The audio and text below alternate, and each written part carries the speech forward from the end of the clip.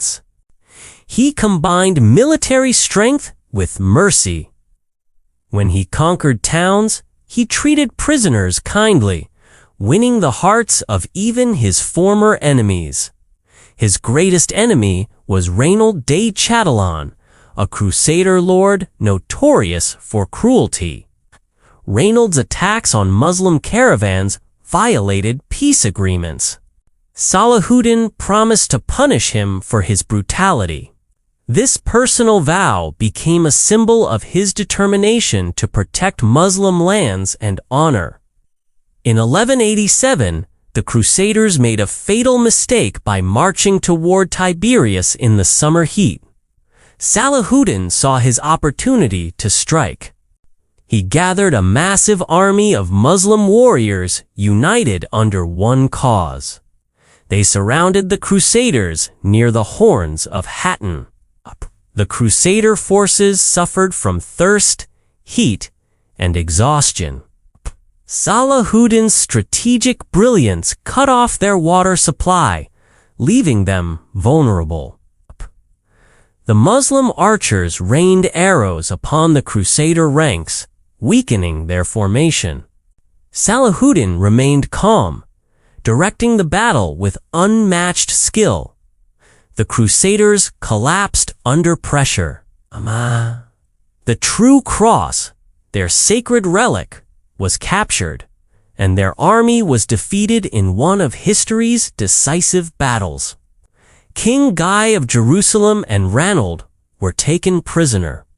Salahuddin treated the king with honor but personally executed Ranald for his broken oaths. This act was seen as justice, not cruelty. Muslims celebrated the victory as a sign that Jerusalem's liberation was finally near. The Battle of Hattin became a turning point. Crusader power in the Holy Land was shattered, opening the way for Muslim armies to advance. Cities began surrendering without major resistance. Salahuddin's reputation for mercy encouraged peaceful agreements instead of endless bloodshed. This strengthened his moral authority. His soldiers admired him not only as a warrior, but as a just leader. He shared their hardships and inspired them with faith. The Crusaders were terrified. Their castles, once symbols of strength, now stood vulnerable against Salahuddin's well-organized and determined forces. His strategy was not to destroy, but to weaken and isolate Crusaders' strongholds, forcing them to surrender through intelligence and pressure. Salahuddin balanced firmness with kindness.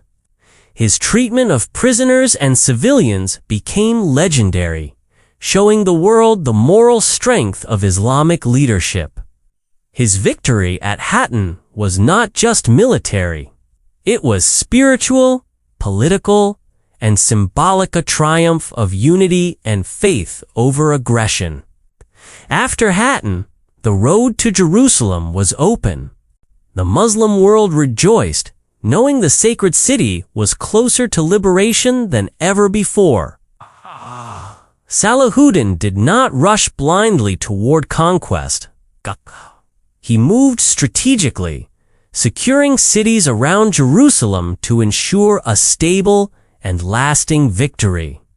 His vision extended beyond the battlefield. He wanted a united, strong Muslim world that could resist future crusades and protect its sacred lands. The defeat of the Crusaders at Hattin remains one of history's greatest military achievements. It elevated Salahuddin as a symbol of courage and justice. This victory prepared the way for one of the most significant moments in Islamic history: the recapture of Jerusalem from Crusader control. Part 4. The liberation of Jerusalem and his legacy after the victory at Hattin. Salahuddin's path to Jerusalem was clear. His army advanced steadily, taking strategic cities to secure the Holy Land. Muslim soldiers were filled with faith and determination. They believed they were part of a divine mission to restore Jerusalem to Islamic rule. Jerusalem had been under Crusader control for nearly 90 years. Its liberation became a symbol of hope for the entire Muslim world. Salahuddin surrounded the city with disciplined forces. Unlike the Crusaders' brutal conquest decades earlier, he aimed to reclaim it with honor and mercy. The defenders of Jerusalem realized resistance was hopeless. Salahuddin's victories had weakened Crusader power, and morale inside the city was collapsing rapidly. Negotiations began between Salahuddin and Balian of Ibelin, the Crusader commander. Salahuddin promised fair treatment if the city surrendered peacefully. He avoided unnecessary bloodshed. His goal was to liberate, not destroy.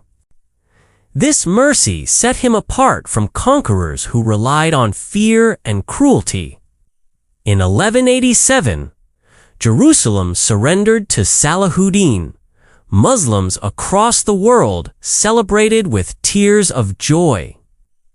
The city returned to Islamic hands after decades of occupation.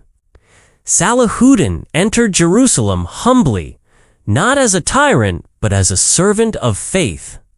He prayed in Al-Aqsa Mosque with deep gratitude. He ordered the removal of Crusader banners, but protected Christian holy sites. He allowed Christian pilgrims to stay, ensuring safety for all faiths. His actions stunned Europe. Unlike the Crusaders who had massacred Muslims and Jews, Salahuddin showed generosity and humanity toward his enemies. Thousands of prisoners were released through negotiated payments. Many poor Crusaders were freed without ransom, reflecting Salahuddin's deep sense of justice. His tolerance became legendary. Even his enemies respected his character, calling him a noble and chivalrous leader unmatched by contemporary rulers. The liberation of Jerusalem inspired Muslims from Andalusia to Central Asia. It revived hope, unity, and confidence in their collective strength. Salahuddin did not stop at Jerusalem. He continued strengthening defenses, preparing for an inevitable counterattack by the European Crusaders. Indeed, news of Jerusalem's fall shocked Europe.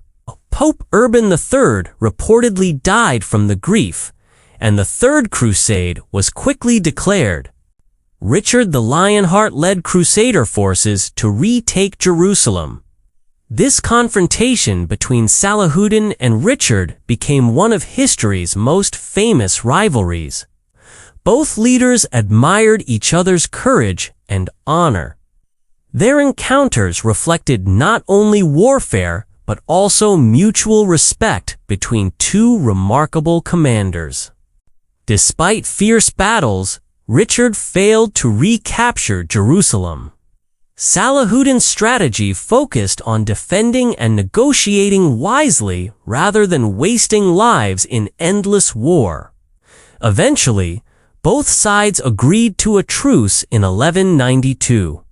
Muslims retained Jerusalem, while Christian pilgrims were allowed peaceful access to holy sites. This treaty was seen as a diplomatic victory. Salahuddin preserved Jerusalem and avoided unnecessary destruction, proving his strength lay in both war and peace. His leadership was guided by faith, not personal ambition. He refused luxury, lived simply, and spent his wealth supporting the poor and the soldiers. Salahuddin passed away in 1193 in Damascus. When he died, he left almost nothing in his treasury, for he had given most of it away. the entire Muslim world mourned his death. Even his Christian enemies expressed sorrow, acknowledging the greatness of a just and honorable ruler. His legacy continued through the Ayyubid dynasty and inspired countless generations. He became a symbol of courage, justice, and unity for Muslims everywhere. Jerusalem remained under Muslim control for centuries after his victory. His name lived on as a beacon of hope and strength for the Ummah. Historians described him as a rare leader who combined military genius with compassion, wisdom, and faith. His story transcended borders and religions. Salahuddin's model of leadership became a guiding light for future rulers. He proved that true power comes from justice and moral strength. Even today, his name is remembered with respect across the world. Muslims see him as a hero, while others honor his chivalry. The liberation of Jerusalem stands as one of the greatest achievements in Islamic history. Salahuddin's legacy continues to inspire unity and dignity. His life was a testament to faith, vision, and humanity. He lived for a cause greater than himself, and history never forgot his name.